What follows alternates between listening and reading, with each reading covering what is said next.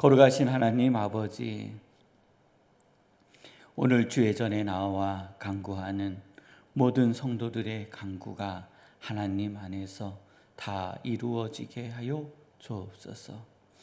거룩하신 하나님 아버지, 온라인으로 예배하고 또 출근하며 퇴근하며 직장에서 정한 시간에 주의 전을 향하여 기도하는 주의 백성들의 간구에 주님 응답하여 주옵소서. 하나님, 한 주간의 첫날 하나님을 예배하고 믿음을 얻으며 마음의 회복을 얻어 저희들이 세상으로 나아가 저희들의 업을 감당하려고 합니다. 하나님, 대를 이어가는 아비야의 왕을 통하여 세상에 평화를 주시고 그가 다스리는 나라가 하나님 안에 복을 얻었던 것처럼 하나님, 아비야 왕의 믿음을 품고 나아가는 삶을 사는 중앙교회 성도님들의 삶을 복되고 복되며 복되게 하여 주옵소서. 이 한 주간 수고하며 씨를 뿌릴 때에 하나님께서 은혜를 더하여 주시고 능력을 더하여 주시고 충실한 열매가 맺힐 수 있도록 주님 인도하여 주시옵소서. 주님 역사하여 주시옵소서. 이 나라와 이 민족의 경제를 인도하여 주시고 저 북한 땅도 하나님께서 사랑하여 주심에 홀로 눈물 흘리며 간구하는 주의 백성들의 간구의 기도에 주님 응답하여 주시고 속히 하나님 그 땅의 어려움이 해결되어 질 수 있도록 하나님 대한민국이 통일을 준비하고 저 땅의 어두움을 물리칠 수 있도록 주님 인도하여 주옵소서. 저희의 삶에 모든 것들을 주님 앞에 맡겨드리며 예수님의 이름으로 기도드립니다. 아멘. 오늘 하나님께서 저희가 허락하여 주시는 말씀은 잠언 10장 6절로 11절 말씀입니다. 의인의 머리에는 복이 임하나 악인의 입은 독을 머금었느니라.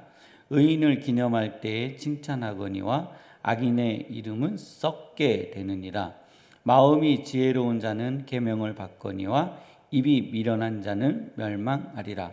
바른 길로 행하는 자는 걸음이 평안하려니와 굽은 길로 행하는 자는 드러나리라. 눈짓을 하는 자는 근심을 끼치고 입이 미련한 자는 멸망하느니라. 의인의 입은 생명의 샘이라도 악인의 입은 독을 머금었느니라. 아멘. 오늘은 과거 30년 8번 비가 왔다고 합니다. 역대 최고 기온은 2021년도 영상 15도였고 최저 기온은 2012년도 영하 10도였다고 합니다. 평균 최고 기온은 6도이고 평균 최저 기온은 영하 3도였다고 합니다. 오늘날 최고 기온은 영상 10도이고 최저 기온은 영하 3도입니다. 이러한 일기 온차에서도 성도님들 만물이 생성하고 새 생명을 얻고 있습니다. 우리 성도님들 2023년도 삶 안에서 하나님의 풍성한 열매가 있기를 주님의 이름으로 축원합니다. 오늘 잠언 10장 6절에서 11절의 말씀은요, 악인과 의인에 대해서 대칭적으로 저희에게 말씀하여 주고 계십니다. 한번 또 보겠습니다. 6절입니다. 의인의 머리는요, 무엇이 있다고요? 복이 있대요. 악인의 어디가 독을 머금고 있어요? 입이요. 입 속에 무엇을 머금고 있다고요? 독을 머금고 있는 거예요. 독을 물고 있는 거예요. 이 독이 언제 자신의 몸으로 들어갈지 모르는 거예요. 그 6절입니다. 7절입니다. 의인을 기념할 때는 칭찬하거니와, 그렇죠? 의인을 기념할 때는 칭찬하거니와 악인의 이름은 썩게 되느니라. 자, 의인의 이름은 결국 어떻게 된다고요? 기념하게 된. 악인의 이름은 높은 듯 하나 결국은 썩게 된대요. 마음이 지혜로운 자는 계명을 받거니와. 그렇죠? 마음이 지혜로운 자는 나의 삶을 어떻게 살아야 하는지에 대한 계명을 받거니와. 입이 미련한 자는, 그렇죠? 말이 미련한 자는 어떻게 된다고요? 멸망하느니라. 바른 길로 행하는 자는 걸음이 평안하려니와. 굽은 길로, 도덕적이지 않고 비윤리적인 길을 걸어가는 자는 다 그것이 드러나리라. 눈짓하는 자는 근심을 끼치고 입이 미련한 자는 멸망하느니라.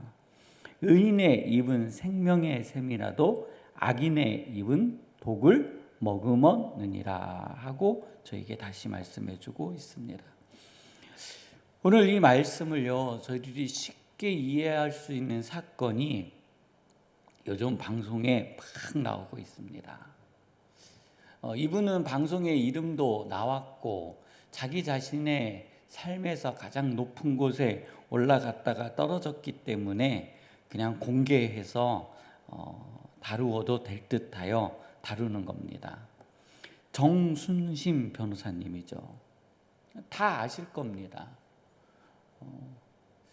자신이 꿈꾸었던, 아니면 자신이 새롭게 기회를 잡았음에도 불구하고 과거 자신의 잘못된 삶, 자신이 잘못 결정한 것으로 인해서 그 자리에서요, 하루 만에 내려왔어야 하는 겁니다. 누가 드러냈겠습니까? 저는요, 하나님께서 드러냈다라고 말씀드리고 싶습니다. 그러면 자녀 때문에 내려왔다고요? 아니요, 그렇지 않습니다. 성도님들, 우리들이 자녀 다 키우잖아요. 자녀가 가는 길을 어떻게 막을 수 있겠으며, 그가 잘못한 것이 어떻게 100% 부모의 잘못이겠냐라는 거예요. 그렇지 않아요. 문제는요, 아버지가 처리한 과정에 문제가 있었어요. 정순심이라는 검사가 자신이 가지고 있는 법률적 지식을 가지고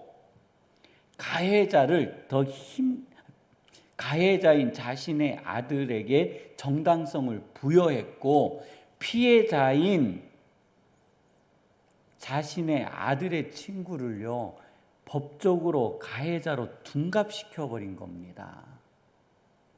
그쵸? 법원에서는요, 피해자이죠. 그렇지만 성도님들, 1심, 고등법원, 대법원까지 이 사건을 끌고 갔다라는 것은 피해를 입은 이 아이를요, 3년 동안 법원으로 끌고 다닌 겁니다. 피해자인 이 아이가 얼마나 힘들었겠습니까? 얼마나 많은 고통을 받았겠습니까? 아버지는 현직 검사요. 우리 아버지는 일반인입니다. 끌려다니면서요, 변호사비를 냈어야 됐잖아요. 그 많은 비용을요, 자기 때문에 지불해야 된다라는 그 압박이 얼마나 힘들었겠냐라는 거예요. 피해자인 내가 또 2차, 3차, 4차까지 피해를 입은 겁니다. 이렇게 잘못해놓고요, 어떻게 그 공직에 나오겠다라고 나올 수 있겠냐라는 거예요. 이 사건은 2018년도에 뉴스에 대거 나왔다라는 겁니다. 자신의 아들은요, 서울대학교 철학과에 당당하게 입학했습니다. 잘된 것처럼 보이죠. 절대 아닙니다. 이 아버지가 실수한 게 있습니다. 그것은 뭐냐면요, 자신의 아들은 얼마든지 잘못할 수 있습니다. 우리의 자녀들은요, 학폭의 가해자가 될 수도 있고 피해자가 될 수도 있습니다. 아니면 성장해서요, 누군가에게 피해를 주는 사람이 잠시 그 길 위에 서 있을 수도 있다라는 겁니다. 문제는 나의 자녀를 어떻게 그 길로부터 건져낼 것인가, 우리의 자녀가 다시는 그 죄의 길에 서지 않게 하는 것, 이것이요 지혜인 겁니다. 근데 이 정순신 씨 자신의 아들을 도왔던 이 아버지는요, 아들을 건진 것이 아니라 악인의 길로 밀어 넣은 겁니다. 잘못했지만 아버지의 힘으로 정당성을 부여했고, 잘못했지만 사람들 앞에 고개 숙이지 않는 아들로 만들어버린 겁니다. 지금요, 그 값을 이 가정은 치르고 있는 겁니다. 과거에 치렀어야 되는 그 죄의 값을요, 오늘 치르고 있는 겁니다. 오늘 주의 말씀에도요, 똑같이 나오는 겁니다. 의인의 입은 생명의 샘이라도 그가 아들이 잘못했을 때에 의인의 입을 가졌다면 아들에게 정중히 사과를 시켰을 것이고 1심, 고등법원, 대법원까지 가는 법적인 절차는 절대로 밟지 않았을 것이며 피해자인 부모를 찾아가 정중히 사과하고 자신의 아들이 어떠한 잘못을 했는지에 대해서 가르쳤을 것이랍니다. 그런데 그의 입은, 그의 삶은 독을 머금고 있었으며 결국은 최근에 그 독이 자신의 몸으로, 자신의 가정으로, 자신의 삶으로 들어온 겁니다. 그래서 그의 이름은 어떻게 됐어요? 결국은 썩게 되었어요. 그리고 그는 우리들이 볼 때 멸망하게 되었다라는 겁니다. 사랑하는 성도님들, 오늘 어려움을 당하신 성도님들, 하나님 안에 회복되어지시기를 주님의 이름으로 축원합니다. 또한 내가 나의 잘못으로 인해서 잘못된 길로 들어선 우리 성도님들이 있다면 하나님 안에서 고개를 숙이고 의인의 삶을 삶으로 그 길에서 속히 벗어나시기를 주님의 이름으로 축원합니다. 또 우리의 자녀들이 그러한 잘못을 얼마든지 할 수 있습니다. 그 잘못이 문제가 아니라 그 잘못을 통해 우리의 자녀가 의인의 길에 설 수 있는 지혜가 우리 부모님들에게 있기를 주님의 이름으로 축원합니다. 오늘 나라와 민족을 위해서, 가정을 위해서, 성도님들의 삶을 위해서 우리 함께 기도하시다가 주기도문으로 마치시고 자유롭게 돌아가도록 하시겠습니다.